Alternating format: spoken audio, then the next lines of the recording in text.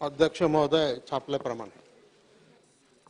अध्यक्ष महोदय, एसटी कर्मचाऱ्यांच्या महाराष्ट्र स्टेट ट्रान्सपोर्ट सहकारी जी बँक आहे त्याच्यामध्ये 62,000 सभासद आहेत, 500 शाखा आहेत आणि 23,000 कोटीपेक्षा अधिकच्या तिथे ठेवी आहेत.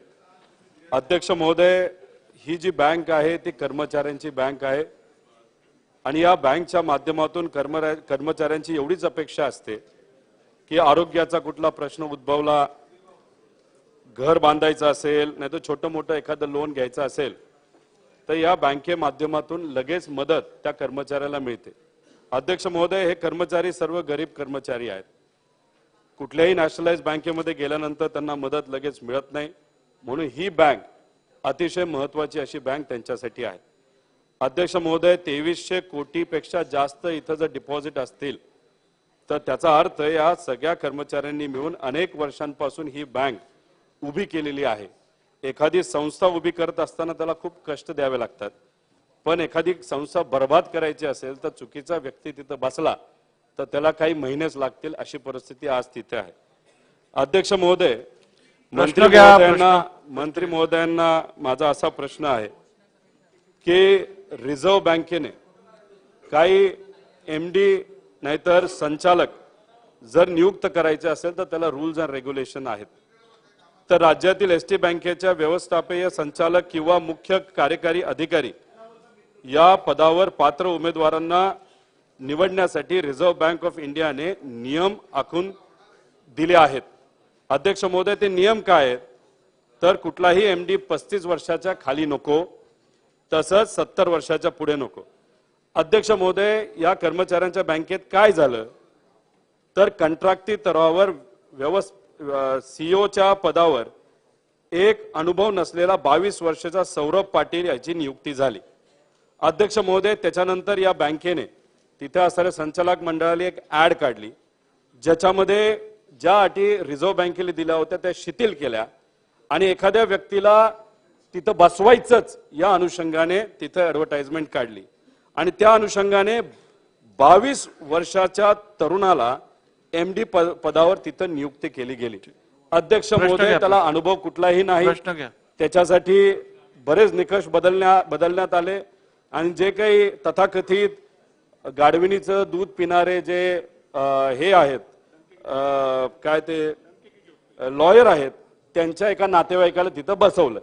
अध्यक्ष महोदय, बसवल्यानंतर इतके चुकीचे निर्णय या बँकेने घेतले, 400 ते 500 कोटीचे डिपॉझिट हे काढण्यात आले आणि ही बँक आज अडचणीत आलेली. अध्यक्ष महोदय, मला मंत्री महोदयांना विचारायचंय की आज अशा पद्धतीने चुकीचे निर्णय घेऊन तिथे एका व्यक्तीला जर नियुक्त केला असेल तर सरकार त्याच्यामध्ये लक्ष घालणार का आणि जे काय चुकीचे निर्णय घेतले या संचालकाने घेतले असतील तर अख्खं संचालक मंडळ हे तुम्ही बरखास्त करणार का आणि ज्या लोकांनी चुकीचे निर्णय घेतलेले आहेत त्यांच्यावर तुम्ही कारवाई करणार का? कारण का हे जे लोक आहेत हे अनेक वर्षापासून आपण तीन प्रश्न अध्यक्ष महोदय, महत्वाचा विषय आहे, आपण बघितलेला आहे की हे लोक राजकीय द्वेषातून या एसटी कर्मचाऱ्यांना अडचणीत आणलेला आहे.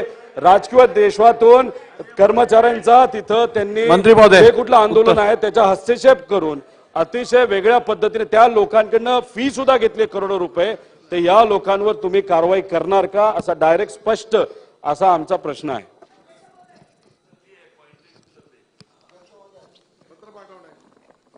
अध्यक्ष महोदय,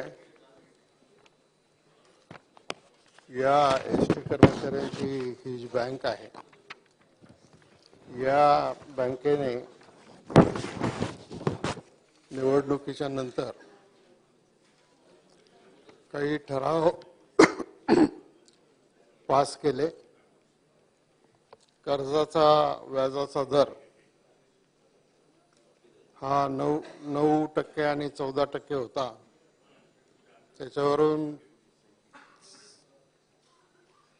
7.5% इतका कमी केला आणि हे सगळं होत असताना त्याच्यामधून भीतीपोटी काही सभासदांनी, आता शेवटी हे सभासद सगळे एसटी महामंडळाचे कर्मचारीच आहेत, त्याच्यामध्ये बाहेरचं कोणी नाही. तर त्याचा परिणाम झाला.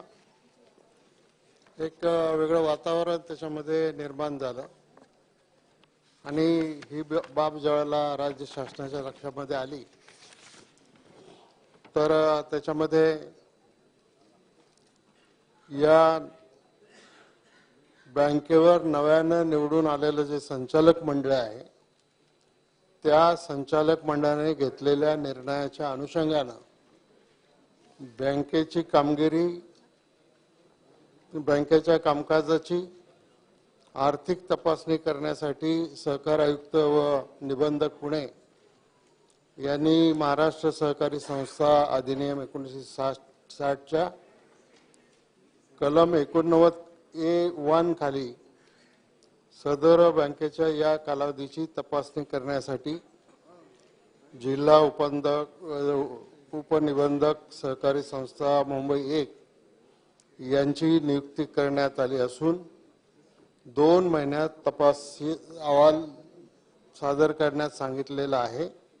आणि त्याच्यानंतर मी सभागृहाला आणि एवढंच सांगू इच्छितो की हा अहवाल एकदा प्राप्त झाला की मग त्याच्या संदर्भामध्ये काय कार्यवाही करायची याच्या बाबतीमध्ये शासन नक्की निर्णय घेईल. बोला यामिनीताई बोला. अध्यक्ष महोदय धन्यवाद. माझे 2च प्रश्न आहेत अध्यक्ष महोदय. अशा प्रकारे बँकेचे अहित होणारे व्याज दर ठरवण्याचा आणि ठेवण्याचा संचालक मंडळास अधिकार आहे का?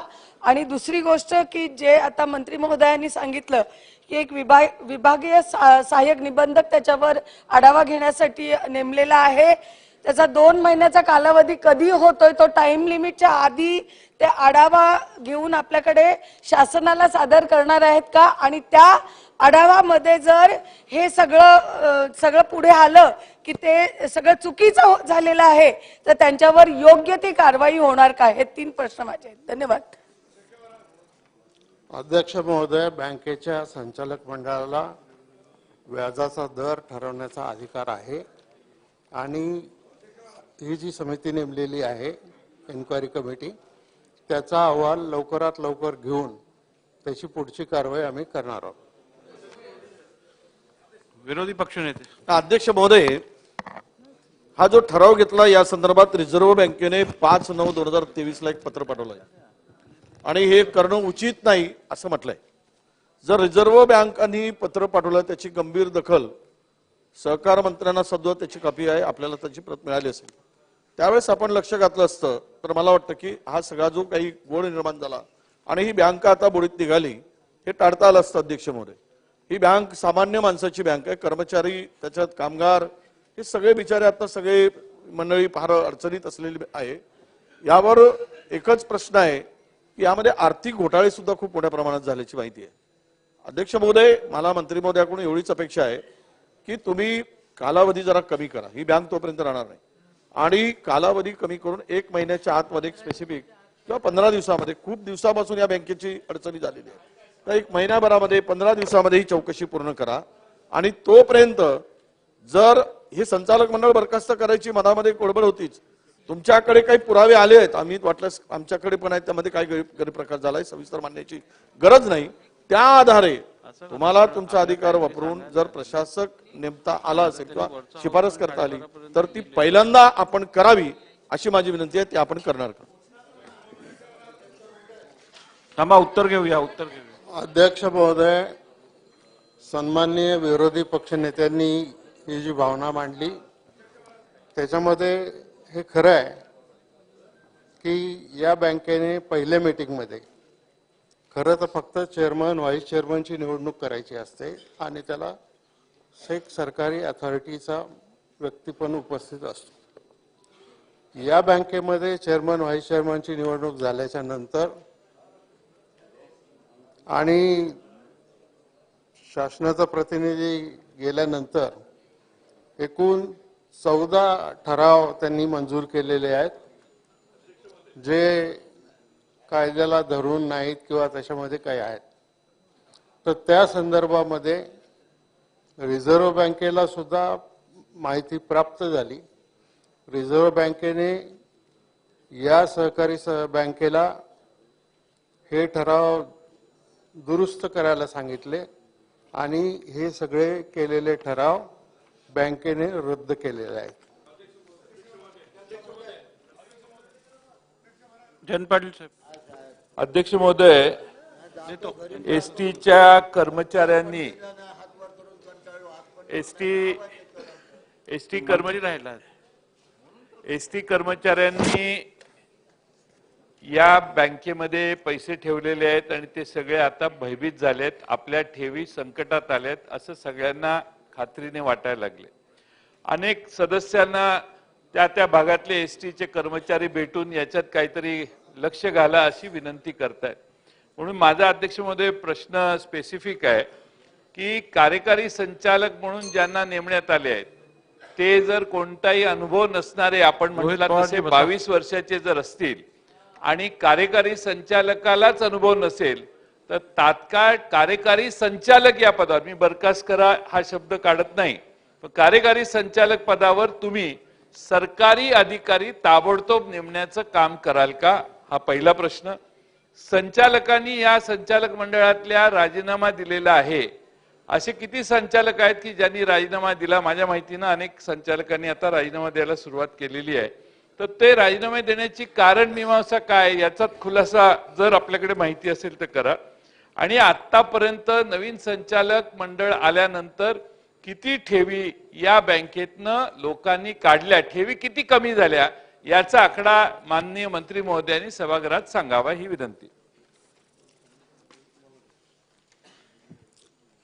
अध्यक्ष महोदय, माननीय जयंतराव पाटलांनी जो प्रश्न विचारला त्याच्यामध्ये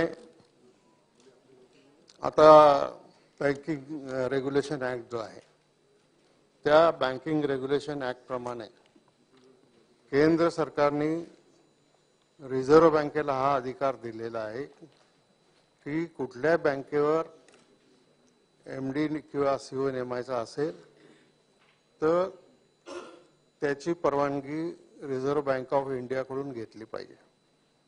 आणि मी सर्व सदस्यांना एवढंच या ठिकाणी सांगू इच्छितो की ही बँक याच्यामध्ये फार काही आर्थिक घोटाळे झालेत असं प्रथम दर्शनी तरी दिसत नाही. अनियमितता आहेत, परंतु आज बँकेमध्ये 2256 रुपयाच्या ठेवी 31/3/22 ला होत्या.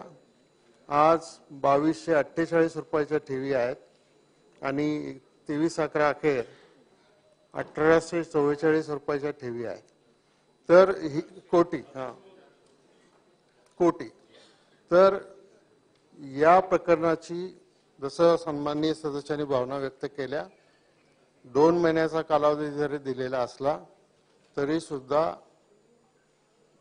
सहकार आयुक्तांना सांगून याच्या संदर्भामध्ये लवकरात लवकर चौकशी करून त्याचा अहवाल हा रिझर्व्ह बँक ऑफ इंडियाला पाठवला जाईल. आणि कर्मचाऱ्यांची बँक आहे, साधारणपणे ज्या आर्थिक संस्था असतात त्यांनी विशेष करून बँका असतात, त्याची अशी उघड चर्चा झाली तर सभासदांच्या मनामध्ये अधिक भीतीचं वातावरण तयार होतं. आणि म्हणून मी या निमित्तानं सांगू इच्छितो, ही बँक काय तशी बुडालेली बँक नाही किंवा फार मोठं त्याच्यामध्ये काही झालंय असं सत्कृत तरी दिसत नाही. परंतु सभासदांनी भीतीपोटी ज्या ठेवी काढून घेतल्या त्याच्यामुळं या बँकेमध्ये ठेवींचा आकडा हा खाली गेलेला आहे. आणि या संदर्भामध्ये आपण जो मॅनेजिंग डायरेक्टरच्या संदर्भामध्ये मुद्दा मांडला त्याच्या संदर्भामध्ये सुद्धा आम्ही आदेश दिलेले आहेत. एकदा चौकशी झाली की त्याच्यानंतर आपल्याला निर्णय घेता येईल. आणि तो आपण जरी निर्णय घेतला या बँकेच्या संदर्भामध्ये तरी त्याला रिझर्व्ह बँकेची मान्यता घ्यावी लागेल. एक त्यांचा प्रश्न होता त्यांना उपप्रश्न. अध्यक्ष महोदय, मंत्रीपद एक संवैधानिक पद असतं आणि त्या पदावर राहणाऱ्या मंत्र्यांनी जर सांगितलंय की आता त्या बँकेमध्ये कुठंतरी आम्हाला काही चुकीच्या गोष्टी ह्या निदर्शनात आलेल्या आहेत, म्हणजे अहवाल यायच्या आधी प्रथम दर्शनीय म्हणजे काहीतरी अनियमितता आहे. अध्यक्ष महोदय, 400 ते 500 कोटी ठेवी हे काढण्यात आल्या. कर्मचाऱ्यांना कळतं की तिथं काय चाललंय. अध्यक्ष महोदय, माझा त्यांनी specific- सांगितलंय 2 specific महिन्यात प्रश्न- या संदर्भात नाही, नाही, अहवाल specific सादर प्रश्न आहे. करतो. अध्यक्ष महोदय, स्पेसिफिक प्रश्न आहे की आता हा जो सौरभ पाटील आहे, ज्या आदरणीय जयंत पाटील साहेबांनी सुद्धा मुद्दा आला, रिझर्व्ह बँकेच्या नियमानुसार तो इलिगली त्याला तिथं बसवलेला आहे. तो तुमचा अधिकार आहे, रिझर्व्ह बँकेकडे जायची सुद्धा जरूरत नाही, तर त्याला तुम्हाला काढण्याला काय प्रॉब्लेम आहे? असं आहे का की सदावर्तेच्या पाठीमागे कोणातरी राजकीय नेत्याचा वर्धा असते? चला, उत्तर म्हणून त्यांनी घेऊया. त्याचा प्रश्नावरती राहा आपण. अध्यक्ष महोदय, गरीबाची बँक आहे. अध्यक्ष महोदय, बोला आपण. याच्यावर मंत्री निर्णय- महोदय, उत्तर घ्या. अध्यक्ष महोदय, गरीबाची बँक आहे, याच्यावर कुठे ना कुठेतरी योग्य असा असं नाही चालणार. मी अध्यक्ष तुम्हाला महोदय, साफ करून उपप्रश्न टाकते. सादर करायला संधी अध्यक्ष- दिली. आपण विचारलंय, त्यांचं उत्तर घ्या. आता प्रश्न उत्तराच्या तासात भाषण करायला दिली जाणार नाही. बोला. अध्यक्ष महोदय,